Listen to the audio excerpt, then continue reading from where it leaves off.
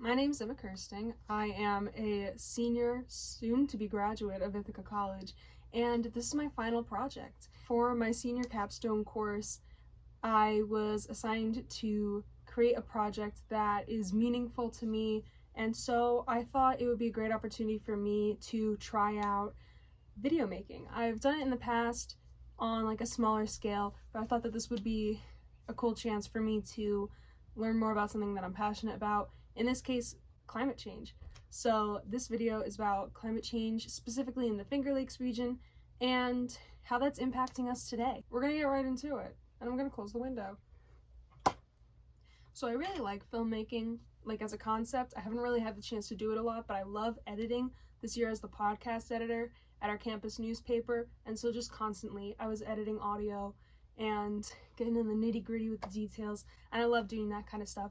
So, and I'm also passionate about environmental science. I've taken a ton of courses here in that field, and so I kind of wanted to combine those two efforts to kind of make something new. So I hope you enjoy, because I did. Two products that New York State is well known for is its cider and wine, especially the Finger Lakes region. There are almost 150 wineries in the Finger Lakes region alone, and there are 10 cideries within a 30-minute radius of Ithaca, New York. There are tons of small farms and orchards around New York State that are making a majority of their profits from product sales.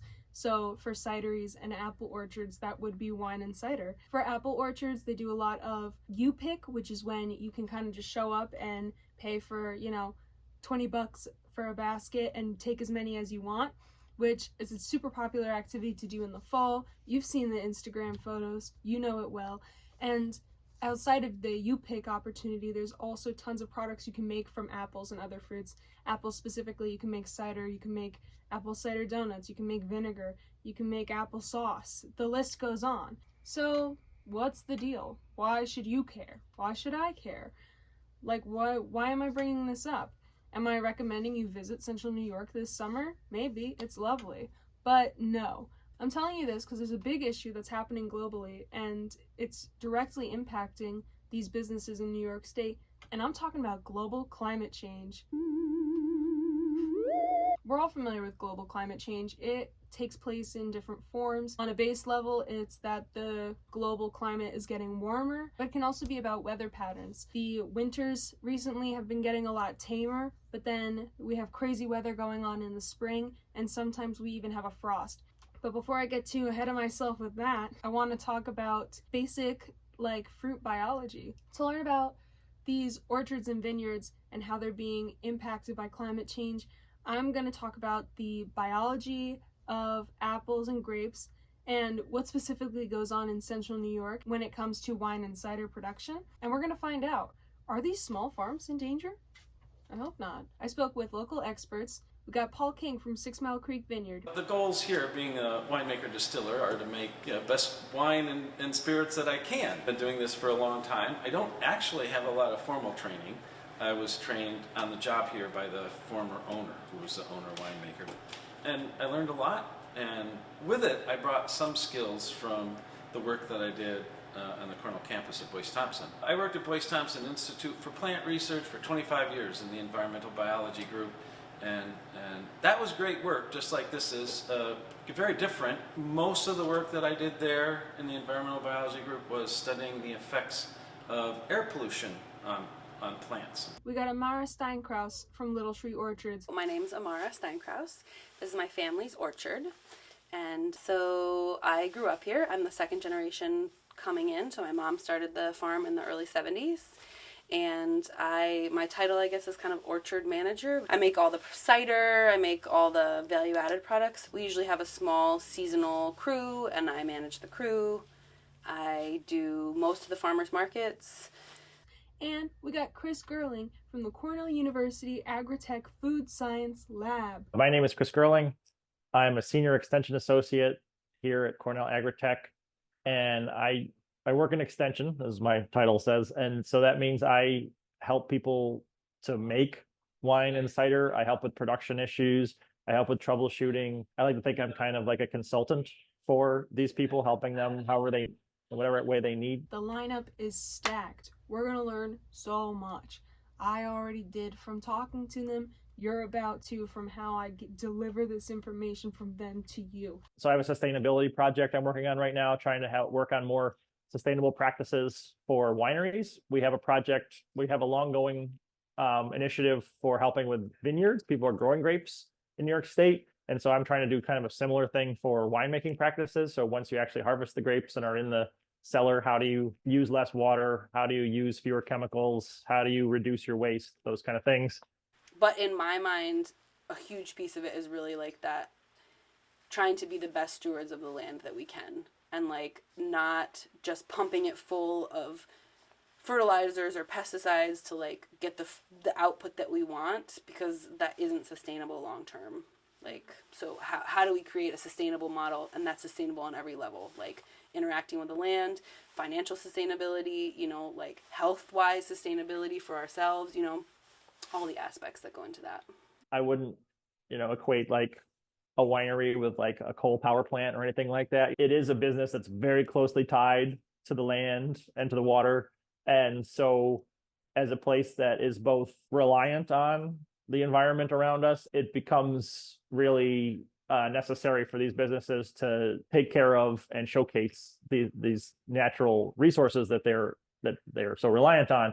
And so we just try to figure out ways to help people minimize what they're doing. And so if we can help people figure out ways to minimize all of those inputs, then that is good for the environment and good for their bottom line. Before I get too much further into climate change, I want to talk about how cider and wine production works. Apples and grapes are both perennial plants. And I know what you're thinking. You're walking into Home Depot or Lowe's and you're staring at the gardening section and you're looking at the annuals and the perennials and you're like, annual? Does that mean it comes back annually? No, it's the opposite. Annual plants means that their life cycle, it happens once and then it's done.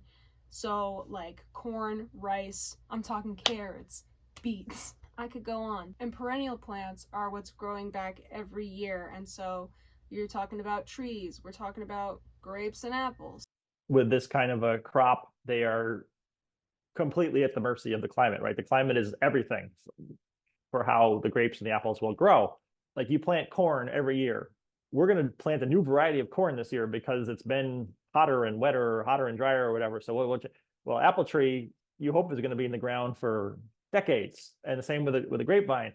So you can't plant a new one because of and you can't move them either. They are very tied to the climate and the conditions of that's going on, and so that provides huge challenges for growers.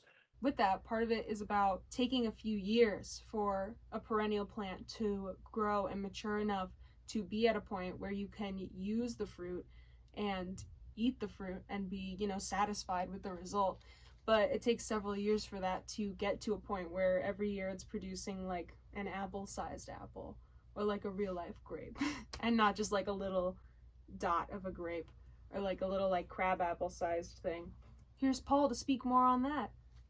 I like to break it down. It's sort of chronological, and if you were to start from the beginning, typically people plant vineyards not from seed but from little plants. So you would establish a field and you would plant your grapes. And for grapes, it's often said that it takes about 3 years before you will get a crop, or before you should take a crop. So grapes are perennial plants, and they can easily live 50 years because they're perennial and they have to go through a winter in the northern hemisphere. They drop their leaves and they go into hibernation, so they become dormant. In the spring, along about May in this location, the plant begins to awaken. There's more sap flow through the vine and the buds begin to grow. Harvest for grapes in the northern hemisphere happens in the fall, around September. Then you'll get the first few hard freezes. It'll knock the leaves off the plants, they'll become dormant, and then you would start the cycle over. So in a very broad sense, that's kind of what happens with grapevines. Here's Amara to say it, but about apples. Fruit tree farming is a year-round endeavor, right? Like, so with annual crops like vegetables, you have kind of this season where there's nothing potentially growing that you're worried about that's outside. With trees, obviously, you have these beautiful things that are happening all the year round. So every season there's things to do. So springtime, right, like things are starting to waken up and things are starting to bloom. And that's also kind of the danger period, right? So when the trees are fully dormant, we have very cold winter temperatures, and usually they're fine. They make it through fine. There might be a little bit of winter injury, but not much. Once the trees break dormancy and the buds are starting to open, starting to push, like we saw it on the field, then they're more vulnerable to swings in temperature, to storms, etc. But like the main kind of thing is freezes and frosts in the spring. In terms of how the trees bloom in kind of succession, different varieties at different times, that's the same for the harvest season. So some varieties will start picking in August and we'll pick them for 2 weeks. Then another variety maybe comes, then another variety like that. So it's kind of staggered throughout with the kind of peak of harvest, peak of picking, usually sometime around mid to late September. Now that we've learned a bunch about apple and grape growth, I want to talk more about climate change now. So I think one of the biggest issues with global climate change is that we're thinking a lot about the long-term impacts. Like you always see those infographics that are like, by 2050 we won't be able to do yeah. That's 25 years from now. Why should I care now? I don't need to change anything I'm doing now if it's not going to impact me for another 20 years. I'll worry about that in 20 years. There's this article from the Cornell Cooperative Extension of Tompkins County that was published in 2020, and it said that, I'm reading this to you directly. Locally, the average temperature is projected to increase between 1.5 and 3 degrees Fahrenheit by 2030 from 1970 figures, and 3 to 5.5 degrees by the 2050s. Days with lows between 0 degrees Fahrenheit will drop by 50% or more, while temperatures above 90 degrees are expected to more than double. So that can sound intense, but really it just sounds like I won't need my parka as often in 25 years. So how is climate change impacting the Finger Lakes region today? As I mentioned earlier, it's impacting wine and cider industries. Like I said earlier about how it takes several years for a perennial crop like apples or grapes to get to a point in maturity where they can actually produce a fruit that we as humans want to eat. So perennial plants, when they're not flowering and producing a fruit, they go into this state called dormancy, and the tree knows not to grow those leaves yet because it's too cold.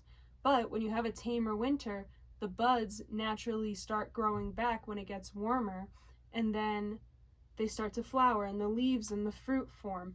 But when you get those tamer winters and the buds start appearing earlier, there's still that huge chance for a frost to happen overnight.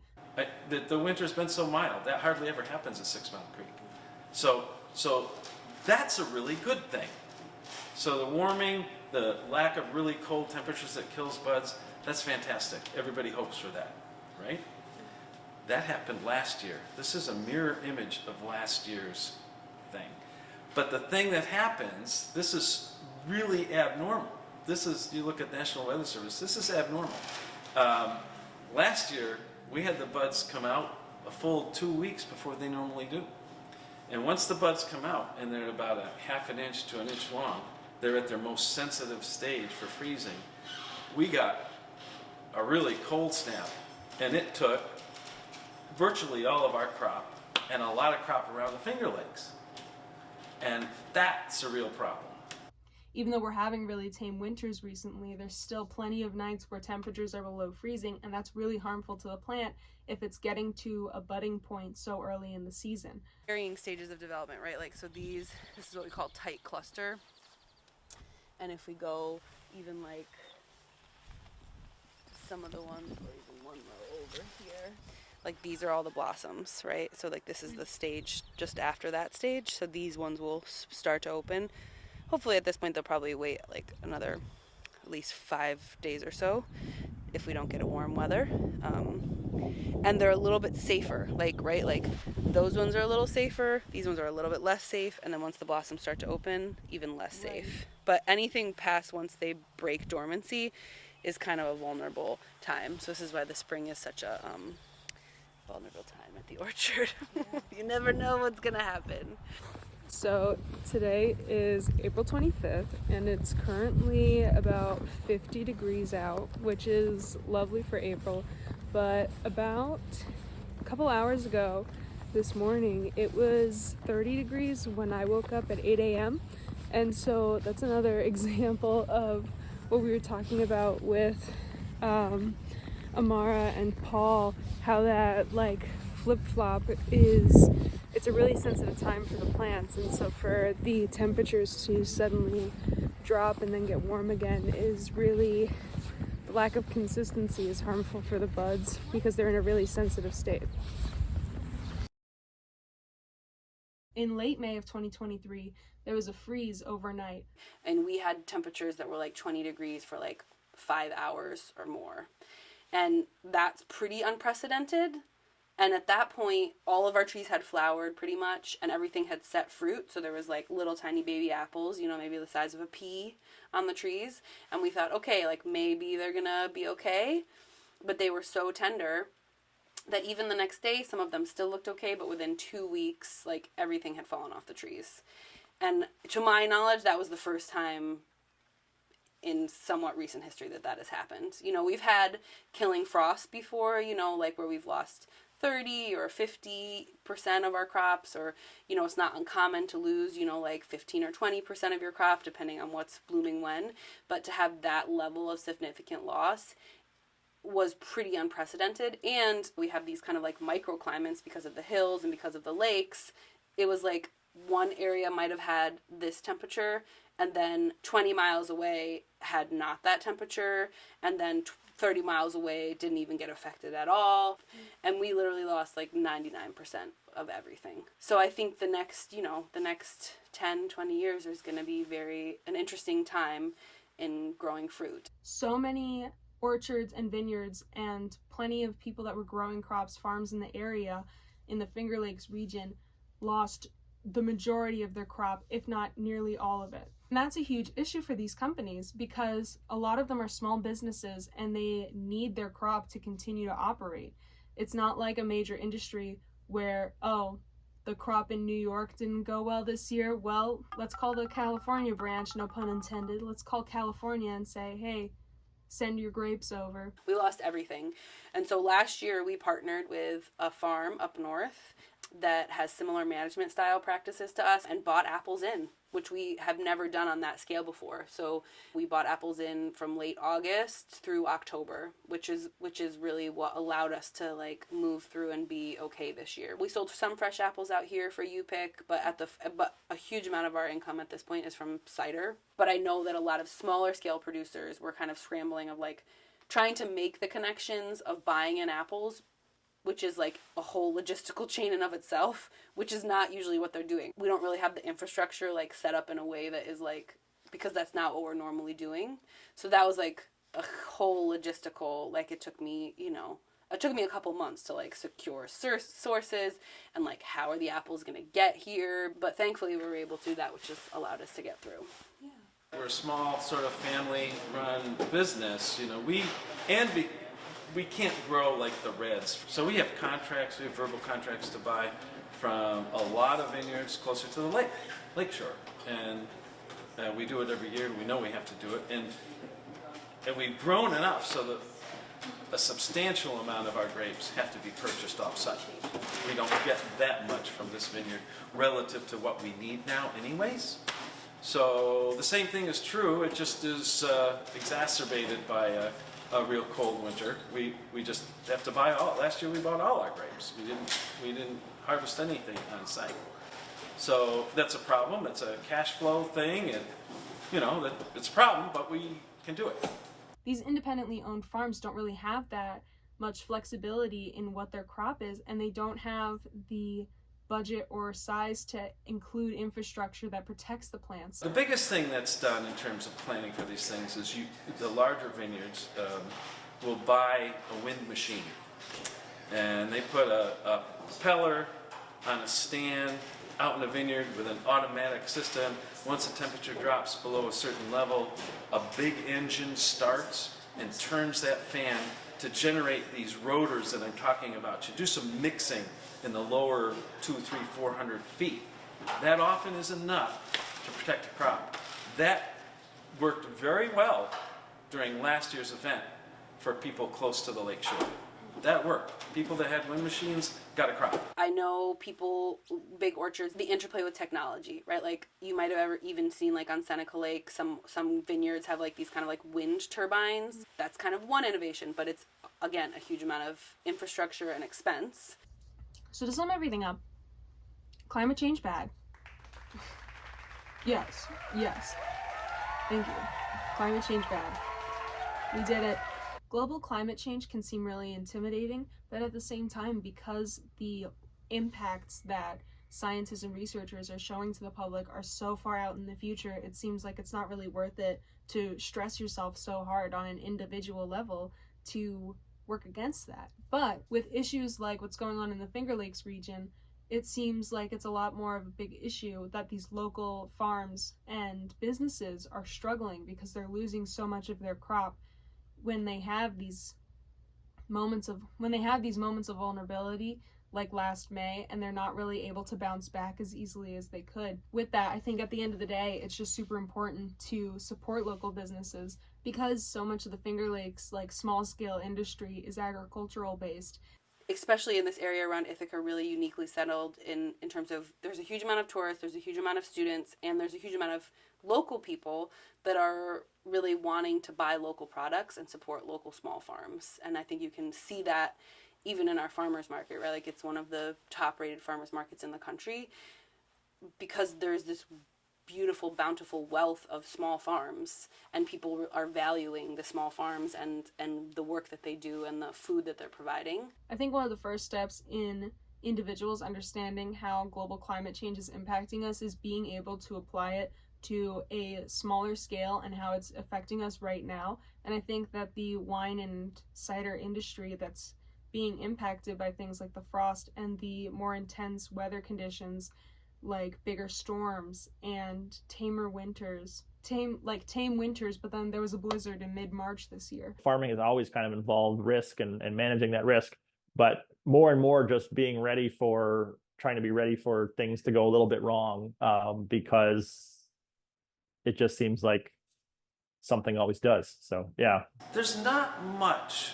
You can, the planning that people do is super long-term planning, right?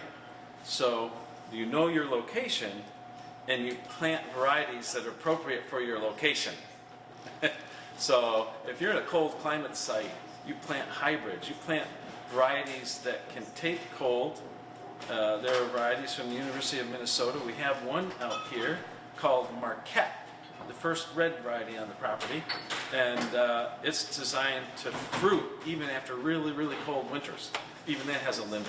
And one of the ways they did, they bud early, and they came out early. We didn't have a bud. That looked like a barren wasteland last year.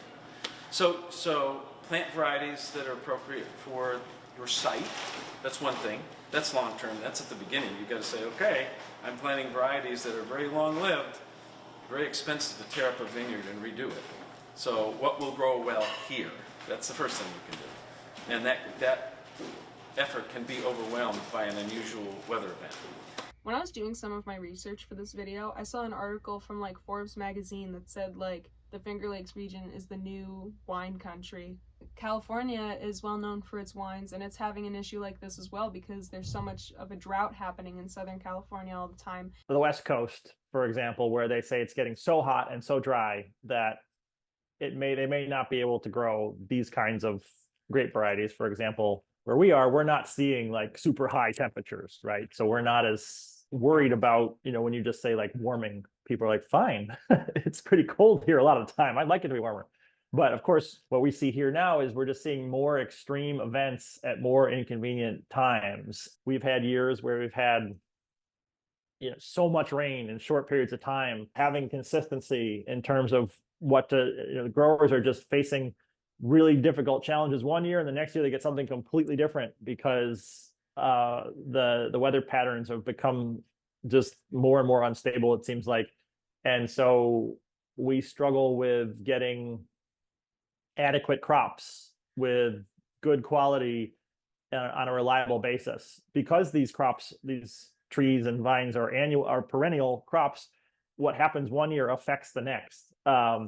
Whether it's disease or whether it's colds, and that, you know, they're always trying to balance, while just warming is not a huge problem here, all these other things are. One of the first steps in being able to fight against a really big issue like climate change is being informed. And so being able to apply a large issue like global climate change to a smaller scale and how we're seeing it impact us right now today is really important. So I hope if you watch this video, you learned something new.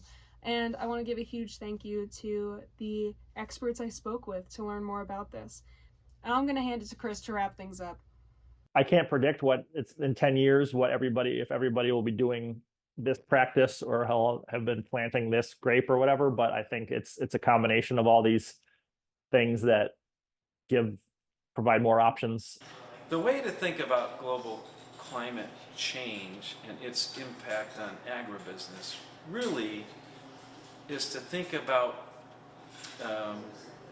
I like to say, more drama.